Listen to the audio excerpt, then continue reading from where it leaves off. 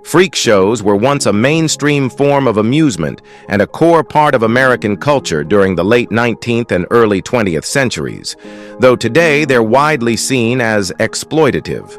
These exhibitions showcased a broad spectrum of performers, both ridiculed and revered for their astonishing physical features, from excessive body hair to the presence of actual horns. Seeing these extraordinary individuals in person was an utterly baffling experience, frequently met with disbelief until seen with one's own eyes. For the skeptics out there, prepare to be stunned as we unveil 15 bizarre circus freaks who genuinely existed. Number 15. Sylvia Porterous, the Elephant Girl. Sylvia Porterous, often billed as the Elephant Girl, became a prominent American circus figure in the 1940s due to her visibly deformed feet caused by a rare condition called elephantiasis. In archival photos from the time, Sylvia is seen smiling confidently, despite her condition drawing stares from curious spectators. Her right foot was significantly larger than her left, creating an uneven gait that only amplified public fascination. Before her performance, she would calmly explain the nature of her condition and often ended with the phrase, "It's God's will, and there's nothing I can do about it." Her honesty and composure earned her a quiet respect in the midst of a world built on exaggeration. While many performers were pushed into the spotlight by others, Sylvia embraced her role and appeared in numerous traveling shows. Despite the spectacle, her poise remained unmatched. She stood not as a passive display, but as a dignified figure who turned her difference into a powerful, unshaken presence on stage. She was a legend. Number 14. Haji Ali, the Human Fountain. Ali was a very popular Egyptian sideshow performer of this time. He gained notoriety for his bizarre ability to regurgitate liquids with sharp precision. During his act, he would consume large quantities of water and project it in controlled jets, much like a living fountain. In one of his signature routines, he would first swallow water, then kerosene, ignite the stage in flames, and finally extinguish it all with water forcefully expelled from his mouth, leaving audiences stunned. But the spectacle didn't stop there. Ali became known for another trick, swallowing live fish from small aquariums and spitting them back up unharmed. The act defied every biological expectation and became a disturbing but fascinating part of his legend. People were both repulsed and mesmerized by the command he had over his stomach. With no visible trickery involved, even skeptics struggled to rationalize what they'd witnessed. Ali wasn't just performing. He was manipulating the limits of the human body in ways no one could explain. Number 13. Ethel Granger. This Englishwoman, born in 1905, became world famous for having the smallest waist ever recorded, and it was just 13 inches. Her extreme hourglass figure was the result of wearing a corset every single day, even while sleeping. This creepy practice wasn't born out of personal obsession, but was pushed by her husband, William Granger, who admired Victorian beauty standards. Over time, her body morphed to fit this controversial ideal, turning Ethel into a living symbol of radical physical transformation. Beyond corsets, William's obsession extended to facial piercings and body modifications, which Ethel gradually accepted. Her sharply altered silhouette, paired with her unconventional fashion, made her a fixture at public events and exhibitions throughout the 1920s and 30s. She often posed in tight dresses, showcasing the extreme contrast between her waist and hips. Though she remained mostly private about her feelings, Ethel became a lasting icon in body modification culture. Her transformation sparked debates about control, beauty, and the limits of voluntary physical change, but she did for her husband. Number 12. Michael Buddy Sugrue. Michael Buddy Sugrue gained fame across Britain in the 1950s for his sheer brute strength, particularly his jaw power. In one of his most talked-about performances at the London Palladium in 1959, Buddy lifted singer Bridie Gallagher, still seated in a chair, using only his teeth. That act alone made him a pub legend, but he wasn't done. In another demonstration, he pulled a double-decker bus with nothing but his mouth clamped on a rope. In yet another, he balanced a full-grown man in a wooden chair on top of his head, supported only by his neck muscles. These weren't stunts. They were raw feats of endurance that turned him into a national sensation. Michael Buddy became a frequent guest at fairs and beer halls, where he repeated his demonstrations for stunned patrons. Despite the danger, he performed with calm confidence. His name became synonymous with jaw-dropping strength, and to many, he wasn't just a strong man, he was living proof of what determination could forge. Number 11. Unzi, the albino aboriginal. Unzi gained fame as an albino performer in the Barnum and Bailey Circus. With white skin, pale eyes, and a voluminous afro, Unzi's appearance immediately stood out. Promoters claimed he was an aboriginal god, worshipped by native tribes and raised in the wilderness of Australia.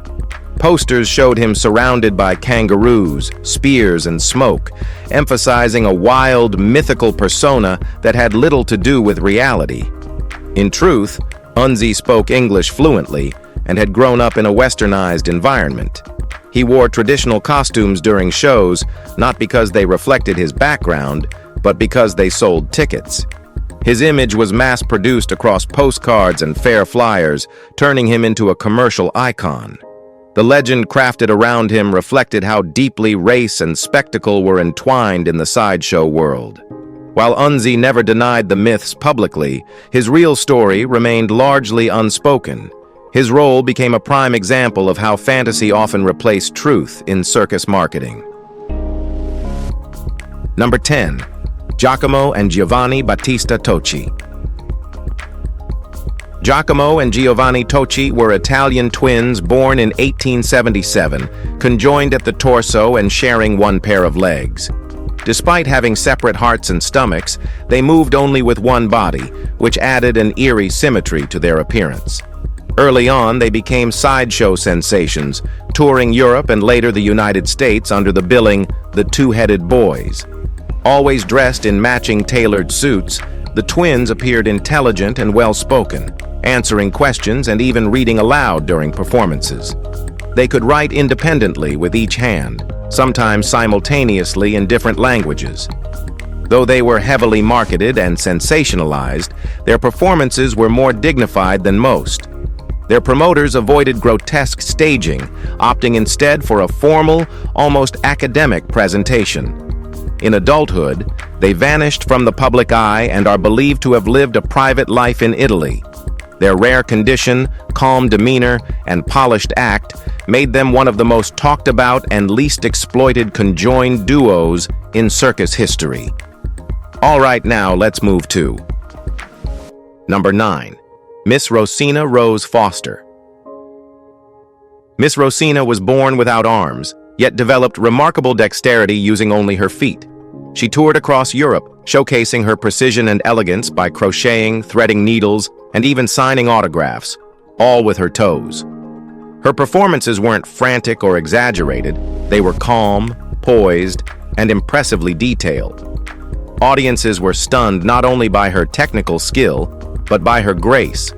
She dressed with taste, often in elegant gowns, and seated at ornate tables to demonstrate everyday tasks in full view of curious onlookers. More than a spectacle, Rosina represented capability in a world obsessed with deformity. Where others were exaggerated for shock, she let her actions speak. Her reputation grew as someone who could maintain charm and dignity even while being marketed in a spectacle-driven world. Though her real name and personal history remain less documented, her image, crocheting with her toes, calm and composed, became one of the era's most striking and admired visuals. Number 8. Horace Ridler. Horace Riddler, better known as the Great Omi or Zebra Man, was a former British aristocrat who transformed himself into one of the most recognizable tattooed performers in sideshow history. Covered head to toe in black and white striped tattoos, Riddler underwent hundreds of hours of painful needlework to achieve his final look. But the tattoos were only part of his persona. He wore facial piercings, long earrings, and tribal jewelry, and claimed to have been captured by an obscure tribe that forced his transformation, a story entirely fabricated. Riddler's act was deeply theatrical. He spoke in polished English, dressed in robes, and delivered monologues about his tribal past while gesturing with adorned hands. Behind the character was a clever businessman who understood the psychology of curiosity. Unlike many born into sideshow fame, Riddler engineered his own transformation. His image became one of the most mass-produced in the tattooed performer circuit. He didn't just accept the role, he built it, stripe by stripe. Number 7. Artoria Gibbons. Artoria made her mark as one of the most tattooed women of the early 20th century. She began her transformation in the 1920s, covering nearly every inch of her skin with bold imagery, religious scenes, U.S. flags, Bible verses, angels, and historical portraits. Her tattoos weren't random or rebellious. Artoria described them as a tribute to faith and patriotism, reflecting her deep connection to both church and country. She performed in circuses like Ringling Brothers and Barnum and Bailey, standing still for long stretches while audiences admired the vibrant designs inked into her skin. While many women of the time were bound by social norms, Artoria embraced an image that challenged everything people expected. She was both spectacle and statement, someone who used her body as a living canvas. Her appearance shocked early 20th century crowds, but she remained proud, confident, and poised. She was one in a million. Number 6. General Tom Thumb. Charles Stratton, better known as General Tom Thumb, was born in 1838 in Bridgeport, Connecticut, with proportionate dwarfism. Measuring just over 2 feet tall, he was discovered by P.T. Barnum at age 5 and quickly became one of the most celebrated performers of the 19th century. Barnum trained him to dance, sing, and deliver witty speeches, eventually dressing him in military-style uniforms and promoting him as a miniature gentleman. His act took him across the globe. He performed for Queen Victoria, Abraham Lincoln, and Napoleon III. In 1863, he married fellow performer Lavinia Warren in a widely publicized ceremony covered by major newspapers. Together, they embodied elegance on a miniature scale. In 1875, he posed atop a British soldier's hand, reinforcing his status as both entertainment and high society novelty. Tom Thumb passed away at just 45, but his legacy endured. Number 5. Anna Haining Swan Bates. Anna Bates was born in Nova Scotia in 1846 and grew to a height of over 7 feet, becoming one of the tallest women in recorded history. Her towering frame brought immediate attention from showmen, and she soon began touring fairs alongside performers of extremely short stature, emphasizing her height even further. In this surviving photo from the 1870s, Anna is seen standing beside her parents, the difference in size almost surreal. Despite her immense physical difference, her family remained deeply supportive, frequently traveling with her during public appearances. Her life, however, wasn't just about being stared at. Anna was known for her intelligence, elegance, and calm temperament.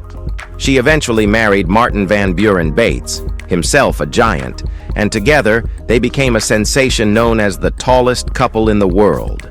While the public marveled at her size, those who met her remembered her grace and warmth. Number 4. Wong, the human unicorn. Wong, a Chinese peasant, became known internationally as the human unicorn due to an unusual keratin horn that grew from the top of his head. The horn reportedly measured nearly 14 inches long and resembled a twisted cone, catching the attention of both doctors and showmen alike. Medical professionals speculated it was a rare case of cutaneous horn, a condition where keratin accumulates in a dense, nail-like mass. Wong's image circulated in newspapers and magazines, often exaggerated with artistic renderings that made the growth look supernatural. Dressed in simple robes and occasionally adorned with feathers, Wong was portrayed as a mystical figure, reinforcing Western fascination with exotic abnormalities. Though little is known about his personal life or how he felt about being paraded as a living curiosity, the photographs remain striking. He never toured widely but became a cultural icon nonetheless. Number 3. Pip and Flip. Pip and Flip were twin sisters with microcephaly who gained fame in the 1930s as part of American sideshows.